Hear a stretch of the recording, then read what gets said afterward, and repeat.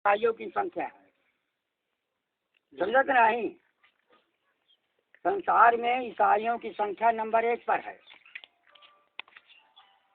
और दूसरे नंबर पर इस्लाम के लोगों का यानी मुसलमानों का, तीसरे नंबर पर जिस बुद्ध के श्रद्धा में आप बैठे हैं वो बुद्ध धर्म जो है तीसरे नंबर पर बुद्ध सारी दुनिया में है। जैसे थाईलैंड 98% बौद्ध हैं, जापान में 95% है, श्रीलंका में भी 80% है। तो दुनिया के 56 देशों में आपका ये बुद्ध धर्म है। अगर आप अपने को समझते हैं कि हमारे पास कोई धर्म नहीं है, चाहे जी हमका अपने धर्म में घसीटे, तो आपकी भूल है। सभी अपने आस्था केंद्र को पहचानते हैं, अपने भक्ति के रास्ते को जानते हैं, तो इस हिसाब से हमको भी किसी दूसरे के धर्म को उड़ाई चमकाई करना गलत बात है। हम अपनी आस्था को अपने अंदर रखें। जैसे आप जान लीजिए, मुड़ियापुर गांव जाना है, मुड़ियापुर गांव में मुसलमान भी कुछ रहते हैं और वहाँ पर ब्राह्मण, ठाकुर, यादव, कोरी, पासी के लोगों की बस्ती है। लेकिन वहाँ का मुसलमान जो है चूँकि कम संख्या में है, इसलिए वो दिन भर जयराम पैरवी करता है। लेकिन जब उसको शाम को अपने घर वापस आता है तो ला इलाहा इल्लल्लाह मोहम्मद रसूल अल्लाह का ही पाठ करता है। वो बिक नहीं जाता हिंदुओं के यहाँ, सुनता कि नहीं। वो मुसलमान वहाँ के ऐसा नहीं करते, क्योंकि वह सबके साथ भाईचारा मैत्री भावना रखते हैं। क्योंकि पास उनके द्वेष भावना नहीं है, आपस में भाईचारा उनका है, एक दूसरे से मेल मिलाप है, कोई ना बैर है न विरोध है। तो अगर हम मनुष्य हैं तो हमको किसी के धर्म को बुरा भला कहने की आवश्यकता नहीं है। केवल अपने अंदर की, केवल अपने चाल चलन को ठीक करो। अगर आप अपने चाल चलन को ठीक रखेंगे तो दुनिया का कोई भी आदमी नहीं है जो आपको अच्छा ना कहे। तो पहले जितनी बुराई हमारे अंदर है पहले उसको आप जान लीजिए। आपके कोरी बिरादरी, अगर आपका कारनामा, अगर आपकी सूझबूझ है, कोरी के कहने पर समझ में आती, आप कोरी अपने को कह भी नहीं सकते हैं, कहते भी हैं तो दिल दबे से है। अगर कोई पूछता है तो हरिजन, जिसको गांधी जी ने दोगला कहा। हरिजन शब्द का मतलब है कि जिसके माँ बाप को, जिसके पैदाइश का कोई पता ना हो। तो जान लीजिए गांधी जी ने हमारे साथ क्या किया है। तो इस तरह से बाबा साहब ने विरोध किया। बाबा साहब ने यही कहा गांधी जी से कि हम छोटे कौम के लोग हैं, हर के जन हैं, भगवान के जन हैं, तो क्या आप लोग शैतानों के जन हैं। बाबा साहब के विरोध करने से संविधान में संशोधन करके और कहा ना कि वो अनुसूचित जात अनुसूचित जनजात किया गया है। लेकिन हमारे लोग क्यों, कोई पूछता है तो कहीं बड़े मुश्किल तो कुछ देरी के बाद बोली है, जब बोलबो कहीं तो कहीं हर्जा नहीं, जो कि अब नियम नहीं है सरकारी तौर से, अनुसूचित जात अनुसूचित जनजाति। और इसके बाद उन अनुसूचित जात में 68 जाति है, जिसमें आपकी कोरी भी बिरादरी है। आप कोरी ना कह करके गांव देश के लोग आदतन अगर आपको चमार कहते हैं, अब आप चमार कहने पर बोलते हैं, तो आपकी कमी है, उनकी कमी नहीं है, कमी आपकी है। जो आप हैं आप स्वयं नहीं कह सकते हैं, आप उनकी बात को स्वीकार करते हैं, उनकी बात को मानते हैं। तो देखिए चमार, सुन लीजिए, चमार शब्द एक है, सुना। केवल यहाँ के ठाकुर ब्राह्मण मुसलमान की बात सुनिए, उनके खाली समझ की बात, समझकार उनकी चतुराई है। चमकटिया जो बनाए हैं, चमकटिया माने भी चमार, समझ कि नहीं। और जो कोरी को चमार कहते हैं, इसका मतलब है दोनों कौमों को एक तरीके से एक धारा में रखते हैं। तो अगर आप अपने को कोरी नहीं कह सकते हैं तो दूसरा कोई आपको कोरी कहने के लिए नहीं है। पहली बात तो आप अपने को समझिए, अगर जात की बात आती है तो जात की बात आती है तो आपको कोरी ही बताना है। आगे अगर धर्म की बात करना है तो आपको बौद्ध धर्म के हिसाब से कार्य करना है। अगर आप इसके अलावा हट करके कोई कार्य करते हैं तो इसका अर्थ ये हुआ कि आपका कोई मार्ग नहीं है। आपका मार्ग होना चाहिए, आपका को कमाई करना चाहिए। यदि हमारी हालत मजदूरी करने के लायक है तो हमको बेशक मजदूरी करना है। हम मजदूरी नहीं करेंगे तो हम क्या खाएंगे, हमारे बाल बच्चे क्या खाएंगे, हम कैसे जिएंगे। ये जैसी जिसकी हालत है उसको ऐसे कमाई करना है। हमको उद्यमी होना है, हमको कमासुत होना है, हमको मेहनती होना है। हमको ऐसा नहीं है कि तिनका वह खाने पीने के मिल जाए, कपड़ा पहनने के लिए मिल जाए तो आप रईस बन जाए कि बिल्कुल बनावटी और 4 दिन भी नहीं चल सकते हैं। तो इन सभी कारणों से आपको चाहिए कि ये जरूर आप के दिल में सोच होनी चाहिए। तो जो बुद्ध को पहले भगवान बुद्ध जो है बरगद के पेड़ के नीचे बैठे।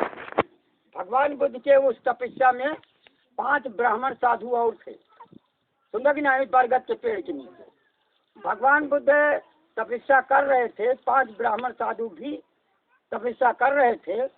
तो सुजाता नाम की कन्या मनौती किए थी कि हमारे पास कोई पुत्र होगा तो हम भगवान आपको खीर चढ़ाएंगे। इफात से उसके पास पुत्र हो गया तो अपनी दासी को भेजती है कि जा करके उस बरगद के पेड़ के नीचे सफाई कर दो, हमको खीर चढ़ाना है। खीर लेकर के जाती है तो बुद्ध के हाथों में खीर का बर्तन थमा देती है। जब वह भगवान बुद्ध खीर के बर्तन को पकड़ लेते हैं तो जो और उनके साथी 5 ब्राह्मण साधु और थे, बुद्ध का साथ छोड़ करके 5 साधु चले जाते हैं और कहते हैं कि भाई ये सिद्धार्थ गौतम जो है अब साधु नहीं रहेगा, पथ भ्रष्ट हो गया, मन विचलित हो गया है, अब ये इसके साथ रहना अच्छी बात नहीं है। तो 5 साधु चले जाते हैं। तो बुद्ध जो है अपनी वो खीर को किसी तरह से जर्जर हो गए थे, धीरे धीरे जाते हैं। पास में निरंजना नदी थी, निरंजना नदी में जा करके हाथ मुँह धो करके खीर को खा लेते हैं। खीर को खाने के बाद फिर कटोरा अपना साथ लाते हैं और इसके बाद जब उर्वेला वो पेड़ छोड़ देते हैं, उर्वेला की तरफ आते हैं। उस स्थान पर जंगल था, उस जंगल में पीपल का पेड़ बहुत ही घना था, अच्छी सुहावनी हवा थी।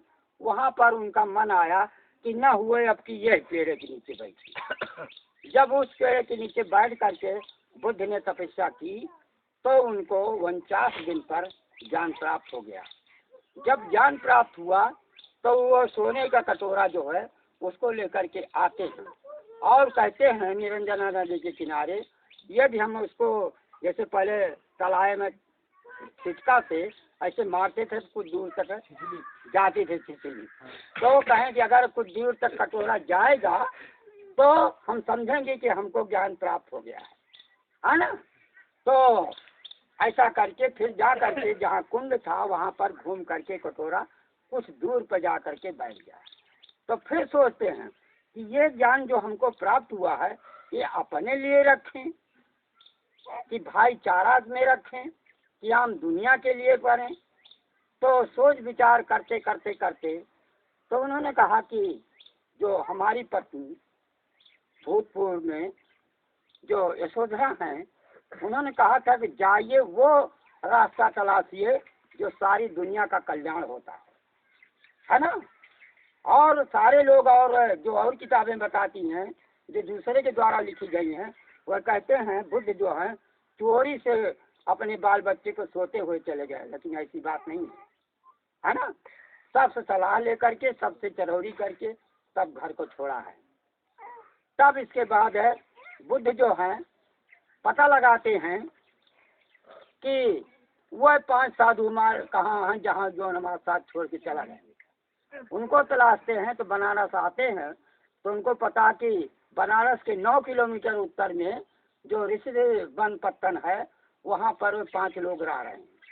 वहाँ बुद्ध जाते हैं और जाने के बाद जो वो 5 जने देखे कहें वो सिद्धार्थ आ रहा, हम सभी लोगों का इज्जत न कर अवधि उनका, है ना। लेकिन जैसे जैसे भगवान बुद्ध जाते हैं वैसे वैसे उनके इरादे बदल जाते हैं, है ना। जब उनके इरादे बदल जाते हैं तो जब पहुंच जाते हैं तो कोई टीढ़ा लाता, कोई पल्ली लाता, कुछ बिछाता है, पानी लाते हैं। जब सारे काम हो गए, पानी का हाल चाल हो गया तो ऐसे 4 गोलाई में बैठ गए 5 लोग। अब बुद्ध ऐसे बैठ गए तो ऐसे बुद्ध शांत व्यवस्था में बैठे हुए मुद्रा में। तो एक लोगों ने इसमें कहा कि क्या सिद्धार्थ है आपको बुद्धत्व लाभ हो गया है। तो भगवान बुद्ध ने ऐसा नहीं कहा और कहा ऐसा नहीं कहें ऐसा ही है। बहुत धीरे मन से उन्होंने कहा कि ऐसा ही है। इसका मतलब हाँ हो गया कि हम बुद्ध हो चुके हैं।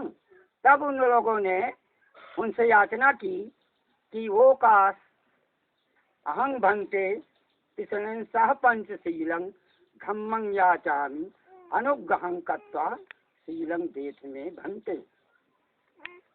कृपा करके भंते हम सभी लोगों को तिसरण पंचशील सहित धर्म की दीक्षा दीजिए।